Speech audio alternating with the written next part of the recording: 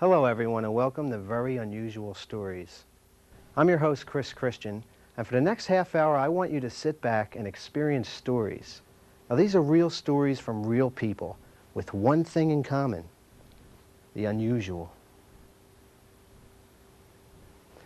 My first guest tonight is Kathy King. Now Kathy wrote to me about a month ago with a story from her childhood which she still remembers to this day. You know, they say a story can last a lifetime, especially an unusual one. Well, I was about 7 years old, and it took place in this house here. And in the middle of the night, like probably around 12 or 1 in the morning, I started hearing footsteps in the kitchen. Not heavy footsteps, just real light. And I would get up and I'd go and look, and there was never anything there. And I began to think that I was just imagining it because it was every single night. And then I had a little poodle at the time. And I knew I wasn't imagining it because he'd hear it too. He would leap off the couch that I was sleeping on and run and look and start to growl. And I knew I wasn't imagining it then. So one night I got up the nerve. I was too scared to do anything about it the nights before, but one night I got up the nerve and I walked and I followed the footsteps. And it sounded to me like they were walking back down the hallway, so I followed them down there, back to my bedroom, which was empty at the time because we were painting it and trying to remodel it basically, so it was empty. And I started to hear, as I got down the hallway, I started to hear what sounded like a child, a little girl crying or weeping, just very, very softly. And it started to get a little bit colder as I got towards my bedroom. And when I finally got into the bedroom, the crying would kind of fade away, but there was a big, like a chill in the bedroom. And then all of a sudden I'd hear this coughing, like someone was choking. Just like the little girl was just choking and coughing and she couldn't breathe, and it was almost like she was wheezing, like and then it would stop and I would see just a little bit of mist, and then I would get an incredible chill. And the windows were shut, so there's nowhere that chill could have come from. And I was terrified. I was absolutely terrified. I was frozen in my tracks. I couldn't move. And I don't know how I got the nerve, but I finally just ran back to the den I was sleeping in, and I went back to sleep. And the next night, the same thing. Same time, footsteps leading back to the bedroom, the same thing every single night. And we had a big house, and it was dark. The hallway was long and dark. It was surrounded by trees, and it was a scary place. So after about a week or two of this, I started getting a cough myself, and it turned out to be pneumonia, and I ended up in the hospital. And I was in the hospital for a week or two, and I was coughing the same cough that the little girl was coughing in my bedroom, the ghost. And it was the same kind of cough, and towards like 3 or 4 days in the hospital, it started to be a wheezing cough, like I was choking. Like, I was doing what she was doing, like, I couldn't breathe. I kept coughing, I was choking. They had me on a breather machine with, the steam so it could clear your lungs. That didn't even help. So finally, I don't know what happened, but I got over it. I got over it, and I got better, and I came home, and I talked about it with my parents, and they didn't want to believe it, but it was obvious to everyone there was a ghost in this house. So they just happened to be talking to some of the neighbors, and it turned out that the couple that had owned the house before my parents had a little girl, and she had died in the bedroom that was mine. She had died of pneumonia right in that room. So I got the chills all over again, and I realized she was either trying to reach me or take me with her somehow. And after I got better from pneumonia and we moved the stuff back in my room, I never heard another sound again. I never heard the footsteps. I never heard anything again of it, but I also never forgot it. And that's basically what happened.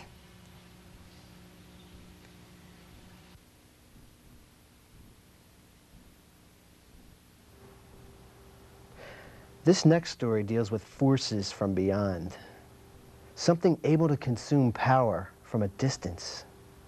Is it life? Jack Josephson describes it vividly.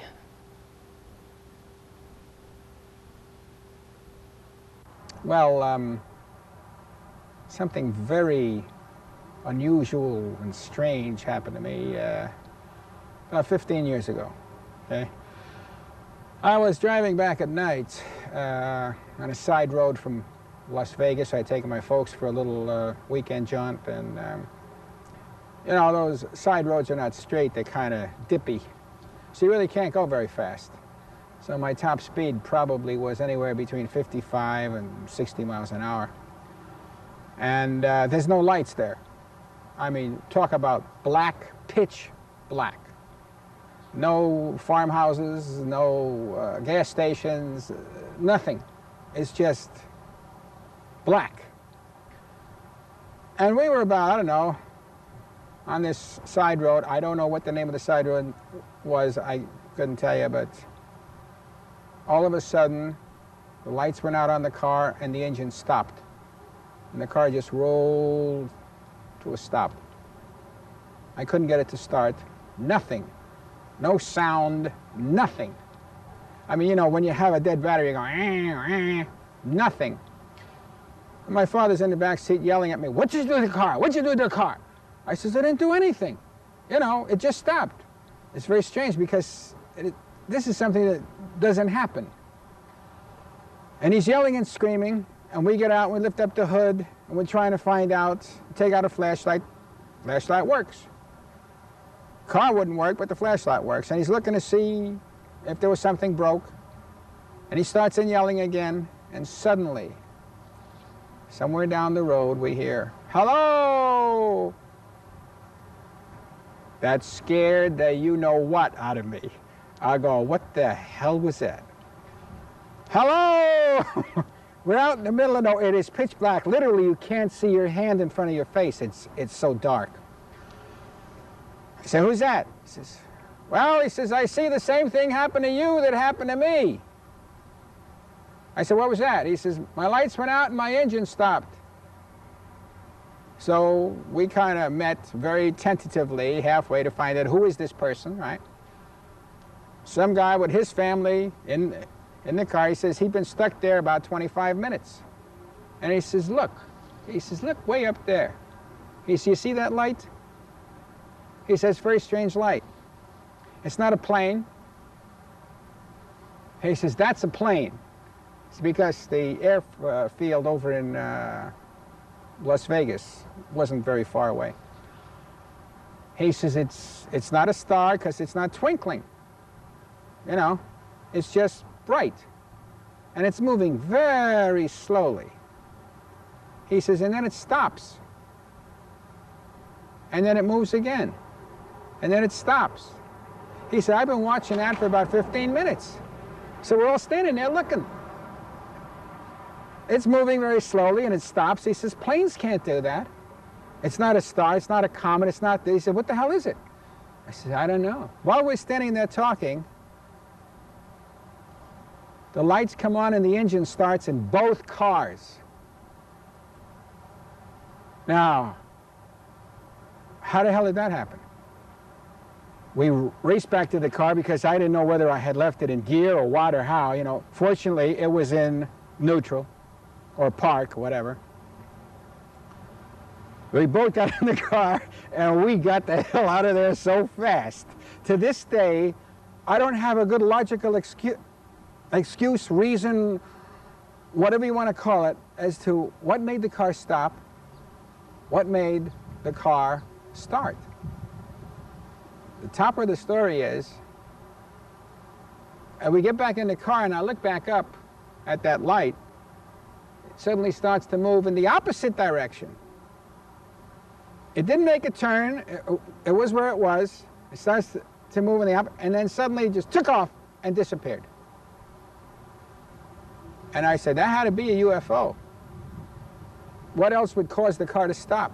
So, my father took the car in to a mechanic that he knew, that this guy knew cars. I mean, he'd been doing it like for 70 years, right? He says, there's absolutely nothing wrong with the car. Nothing. So then my father kind of told him a little bit about, well, you know, this is what happened to us. And the guy looked at him like, really? What have you been drinking? Swear to God, that's what happened.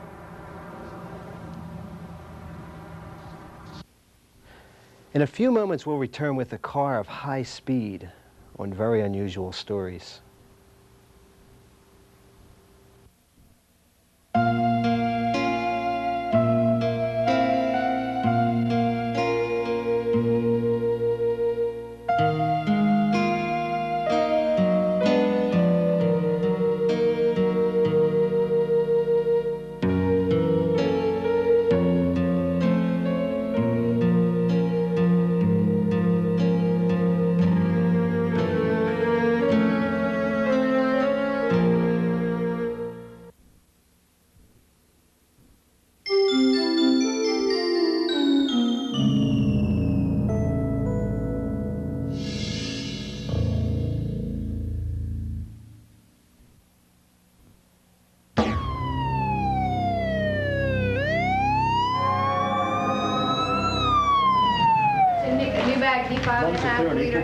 Give me a stack, Tom. Here you go. Who's got your CBC and light?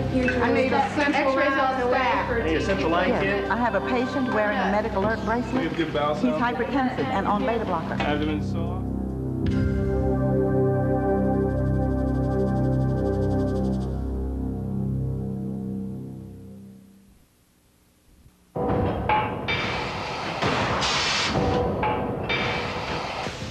Business is booming. America produces a handgun every 20 seconds, and they're put to use on our kids. 10 kids are killed every day. A kid commits suicide with a handgun every 8 hours. It's an epidemic, and you can do something about it. Please call 1-800-222-MINI. Sometimes when we lose someone that we know or love, the contact is not really gone. This is James Kent Jr. with his very unusual story. Yes, my uncle, Percy Williams, was my mother's oldest brother. He passed October the 4th, 1993. And my uncle and I from Altadena, which is his brother, drove down to Mississippi to the funeral. Uncle Percy died October the 4th. We buried him on the 7th. After which we buried him, driving back to California, which as we know was a very long drive. His uncle was sitting in the passenger seat there. His name is Casey Williams, lives in Altadena, California. And I reside in Orange County, naturally. So we were heading back through Louisiana, the state of Louisiana, from Mississippi to California. Upon driving through the town of Monroe, Louisiana, as I can recall vividly, as I speak now, I was driving, and as far as I could see, about 5 miles in back of me, there was the headlights coming on, approaching very rapidly. I had to maintain the speed about 75. I said, oh, well, if it's the cops, I guess I'll slow down to about 55 or 60. I don't need a ticket heading back to California. 5 or 6 miles went ahead. The car didn't get any closer. I said, well, okay, if it's the cops, you're telling me, you might as well come on and give me a ticket. I'm not going any faster, buddy. So I maintained my speed, 55 to 60. The car all of a sudden approached me very rapidly and started tailgating me. Now I'm getting very upset. I'm wondering, why doesn't he come over the top, go around me, or go underneath me? I'm not going any faster. All of a sudden, the car pulled up beside of me, and I glazed over to my left. I couldn't see the driver because the windows was all tinted. It appeared to me to be a Saab or a Dodge Shadow, one of the two cars. I couldn't tell you exactly which. The car rolled alongside me, and all of a sudden, the car pulled up in front and over. And I'm cursing naturally. I shouldn't be saying it, but I was, getting very upset. And I had a tendency to peer down and look at the license plate on the car. And the license read P-E-R-C. So I thought, Percy. Percy. That's my uncle's name that we just buried. And so I reached over and I shook his brother, which name is Casey. I said, Uncle Diddy, wake up. Look at this license plate. That took about a second, maybe a second and a half, no more than 2. From the time I'm driving the car, from the time he's shaking him, waking him, looking back, there was no car. The hair on my head, as you can see, I have long hair. It stood up. Chills ran all over my body. I didn't know what to think. I was petrified. So my uncle asked me, where's the car? I say, Uncle, it was there. It tailgated me for miles, pulled up on the side of me, pulled in front of me. The license plate read P-E-R-C. Dark car, dark windows, license plate black, trimmed in white. My uncle believed me. He said, you know, for some strange reason, I believe you. I said, Unc, it happened. Driving along, all of a sudden, a certain calm came over me, and I heard something just say, I'm okay. I'm okay. It was in the town of Monroe, Louisiana at the time. I drove straight through Monroe to Dallas, Fort Worth. From Jackson, Mississippi, that's about 700 miles. And I was very relaxed driving. My uncle on the passenger side, he never went back to sleep. We didn't talk about it anymore, but it happened. It happened. Upon arriving back to California, my wife said, honey, we need a new car. The Volvo has about 220,000 miles on it. I said, no problem. We'll go next week to find a car. Upon that following week, we went to look for the car. The first lot is in San Clemente, California. The owner name is Bob Christensen, matter of fact. How ironic, Bob Christensen, I remember the name. Drove on the lot. My wife said, that's the car I want there. It was the same car that passed me at 3 a.m. in the morning in Monroe, Louisiana, coming back from Uncle Percy's funeral. The car was a black Saab, tinted windows, alloys with a little scoop fin on the back. And my wife said, that's the one I want. Chills went over my body again. I knew that was the car. My wife didn't know it. But for some strange reason, she was drawn to this car. The owner of the lot said, there's a guy here to buy the car for $1,000 more, but I'll let you have the car. My wife and I discussed it. I said, honey, no one can have this car. This car is meant for us. My wife bought the car. She has the car now. And I bought the car just 3 weeks ago. How ironic. That's my story. Thank you very much.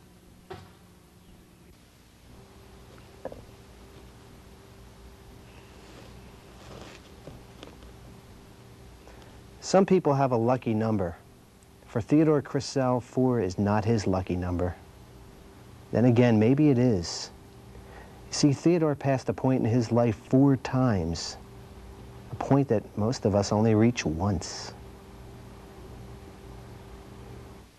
The first experience I had was at 15, which was a near-death experience that I had borrowed my father's car and at 15 and had picked up my girlfriend and was in Southern California here and taken her to Disneyland, and ended up, the car was hit from behind by a much larger car, and the car went into a spin and flipped and ended up being totaled. And the experience I had at that time of the moment of the impact of the car spinning, and we didn't have seat belts on and we flipped inside the car, I felt with my whole body that I recall like a stoppage of time, that there was like a motion that we were turning in the car. I still to this day can recall that exact experience, and there was like a light or like an energy, and it was happened so fast, but it seemed like such a long period of time. And then the car all of a sudden was over on its roof, had done a full turn, and we crawled out from through a broken window. We crawled out, and we didn't have a scratch on us in that accident. Then again, when I was in India at age 21, I had the opportunity to go to India as a Rotary Foundation Fellow and Rotary Scholar, and spent a year in India doing study. And one of my hosts, when I was in northwest India, in the area, what they call the Punjab, I was with a Sikh gentleman and with his driver driving through a small village. And we were going through a village rather rapidly, and I was sitting in the back seat, and the driver driving through the village came through the village, and a child ran across the street, and instead of swerving to miss the child, he went directly into the child, and the child was probably around 10 or 11, and we hit the child, and in hitting the child, he hit the child and then turned and went off the road, the side of the road, and then flipped the car. Again, the car rolled. I had a very similar experience to what I had at 15, which was a slowing of time, the car turning, the motion in the car, feeling of this light or like this energy. And the car flipped, ended up in this ditch on its roof. We crawled out, and I looked at my host and I said, "Are you all right?" And we got out of the car again without a scratch. And needless to say, I was pretty sad I was crying over the child's death, but had no injury to myself. And there was a special experience at that moment. And again, at the same time of staying in India that same year, I had a motorcycle, Royal Enfield, which I used to take all over India, and I took up through the Himalayas. And I was riding it for about 16 hours straight through with a friend of mine who was a United Nations fellow from East Africa. And we were on the bike. We came to a landslide area near, we were coming over to the valley into Srinagar, and I flipped the bike, and we spun out on a cliff. We skidded along the road, and we hung onto the bike, and we came up to the edge of the cliff. Again, there was a similar experience in flipping that bike as of the 2 car wrecks. The fourth time, which was just a few years ago, I had an opportunity to return to Indonesia and to live on the island of Bali. And I was working on a project there, and with some friends we used to go surfing quite a bit, and I was out on the surf, and in Bali there's no lifeguards on the beach areas, and it's tremendous surf, and it can change very quickly, and there's tremendous rips in the ocean. And I was taken out to sea when I lost my board, and I was out there alone. All my friends had gone in, the surf had kicked up, and I was basically drowning. I consider myself a good swimmer and a strong swimmer, and I never have found myself in that kind of situation, that desperate, that I was being swept to sea, caught in the rip, and I was at that moment totally exhausted. I felt drowned, and I had given up my life at that point. And sort of with the last bit of energy, I prayed and I asked for help, and so then I realized to start yelling, and I started screaming for help, and this voice from nowhere was saying, "Hold on," and I ended up being pulled out of the surf and up on the beach, and after this person helped me come back, I found out he was like this water polo player from San Francisco that pulled me out of the surf in Bali. And if there wasn't anything, I mean, if that's not a miracle. But what I had, to summarize these 4 experiences, for me, I experienced the best way to describe it would be like a stoppage of time and like a white light or like some energy or something. I don't know what to call it, if, you know, to describe it as an entity or something. But I feel like my life now, at where I am in my stage of life, that I'm very appreciative of the life I have. And I really live it pretty much day by day, and I feel like I've come close to death 4 times, and something has saved me. And I feel real blessed about this life. For years, the human race has been plagued by unanswerable questions, occurrences, and experiences not within the normal realm of life. Now, we search for the answers, the meaning to these experiences, but sometimes the answers are right before us. Are we capable of understanding, or are we somehow forced only to believe what others believe, what we are told? Is it not what we can see, but what we can't see that's the future? I want you to decide for yourself. Until next time, I'm Chris Christian, and thank you for watching Very Unusual Stories.